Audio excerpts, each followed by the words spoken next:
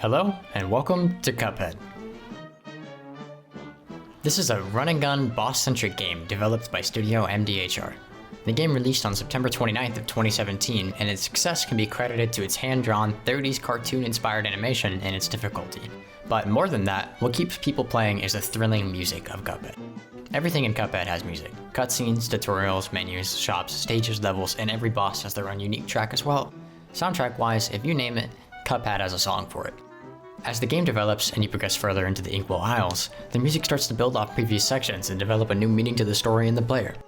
The game's story is simple. Cuphead and Mugman were gambling as any reasonable cup would when they went on a winning streak. The owner of the casino, the devil, came down to raise the stakes. If they won, all the money was theirs, but if they lost, their souls were the devil's. After they lost, they either had to pay their souls or pay the devil a favor and opted for the latter.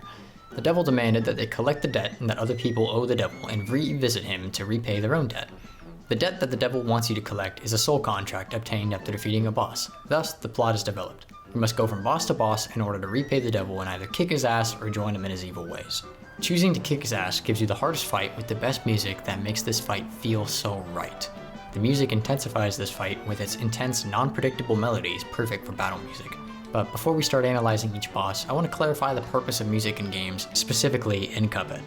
Music in video games can serve completely different purposes, ranging from background songs to having games built around the music itself. It can create an atmosphere fitting for the player's experience throughout the game. It can also evoke strong emotions when the story is reaching a climax. But in the end, music is directly correlated to how we experience a game.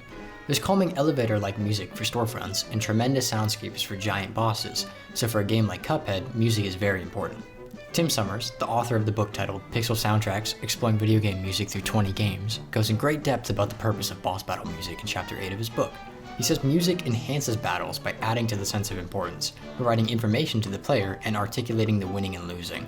As we'll come to know, this formula for how boss battle music works can be applied to every boss in Cuphead and is almost a sure-proof method of making effective boss tracks. Cuphead's soundtrack features eccentric jazz that brings light to a niche genre, especially in the video game industry. For this video to work, I'll be picking a boss from each Inkwell Isle to analyze with a set of rules for boss music.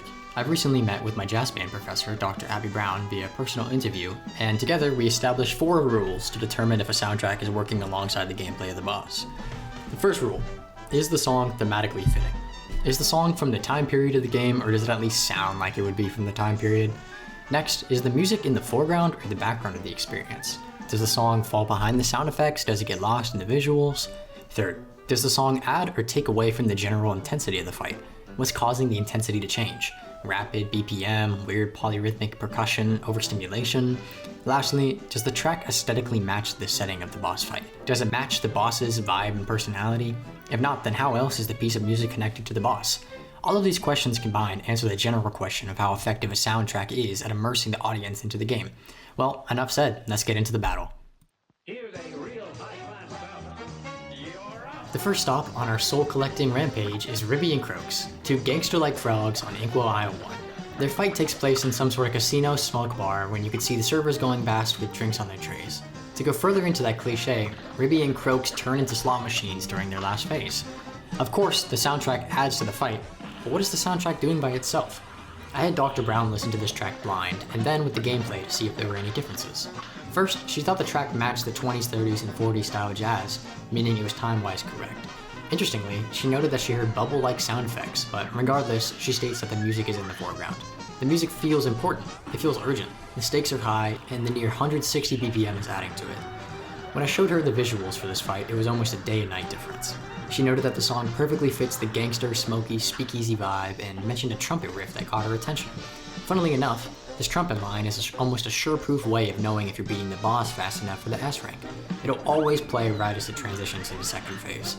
She mentioned that her perception of the music was so morphed by what she saw, and that she could hear more with her eyes closed. So, going over our rules, it was thematically correct because of the 30s-like jazz, was in the foreground even with all the sound effects going on, and she believed it was building intensity because of the fast BPM, and in her own words, felt like gangster speakeasy. Overall, I gave this track an A+ because of its ability to raise the stakes in this boss fight. Moving on, our next stop is a genie named Djimmi, a fight-talled pyramid parrot. A little context before we dive into it, this boss is the second or third plane boss in the game, which is a completely different style of boss battle. Instead of moving from platform to platform and dodging projectiles, we control the plane where we have to move all around the screen and dodge projectiles vertically. The super in this mode is turning into a giant bomb and rushing the boss down in a fiery explosion. It's important to note that when you're in this bomb, the music is in double time, so the stress is induced. Background aside, let's take a look at the genie. First, we need to ask if the music is thematically fitting. In a similar manner to Ribby and Croaks, this song is fitting to the general theme of the game's 30s animation, although its orchestration isn't something that would be often heard back then. The music is definitely in the foreground of this fight, as it's the only consistent thing between the 5 different phases of this boss. With it being the only consistent thing, and in the foreground, the music is adding a lot to the intensity by how it changes in every phase. I like to think of this song almost in 5 movements, one for each phase of our genie. Lastly, I think the soundtrack is quite aesthetically fitting. We're fighting a red humanoid genie over the Egyptian desert, and it would make sense to have some type of Middle Eastern influence in this piece. Instead of referencing the melodies and rhythms of Middle Eastern music, he takes the instrumentation and percussion and applies them to the same fast-paced style he's established. I should also mention that when I say he, I'm referring to the game's composer, Christopher Madigan, whose favorite song also happens to be Pyramid Peril. I personally would give this track a B+ for setting the boss battle. I think it's very fitting for the battle itself, but it's lacking the general intensity of many other tracks.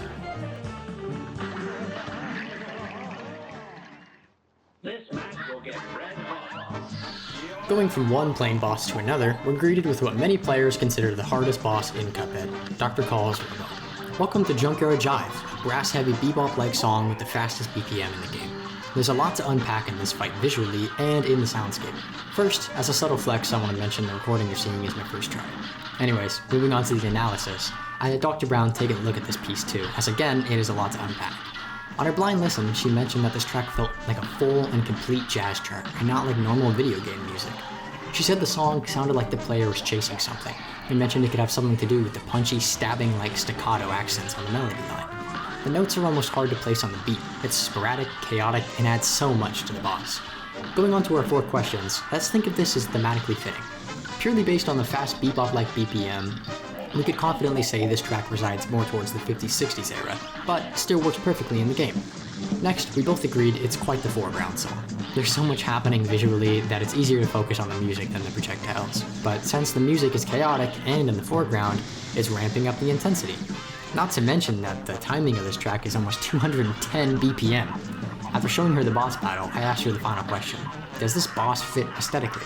I also asked a side question: what instruments did she hear? I asked this because this fight is set in a junkyard, where all we hear is sharp brass stabs. The only instruments in this piece are made of metal, the same metal that you would find in the junkyard. She was quite pleased to see that we are indeed chasing the boss down, and she mentioned that this track almost felt like 2 bebop soloists going bar for bar, having a metal showdown or a junkyard jive, if you will. This track works under all 4 of our rules, so we'll call it a success. I'd give this boss's soundtrack an S+ for its effective methods of raising the stakes.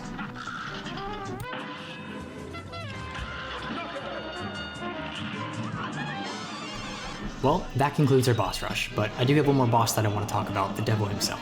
Every boss in the game has a soundtrack, and every boss has multiple phases, but no other boss has a unique soundtrack for the different phases of their fight other than the devil. Admission to Perdition is Christopher Madigan's magnus opus of the soundtrack. It features distorted motifs from each of the boss fights and is completely made from everyone else's track. I was doing some digging and trying to find every motif in the piece, and I came across this Reddit post where somebody gave their opinion on the theme.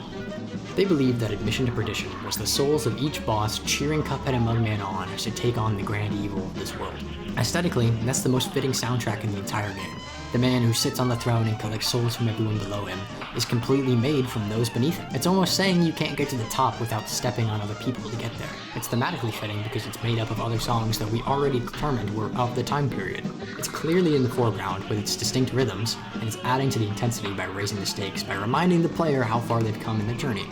Interestingly, most players would never come to know this, as the first phase only takes around 1 minute, but the track is 7 minutes long. Listen closely for examples of the motifs. Here's an example of Ribby and Croaks.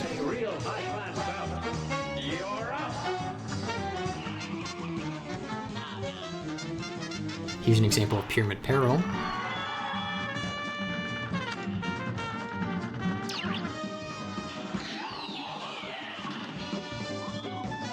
Last, here's an example of Dr. Kahl.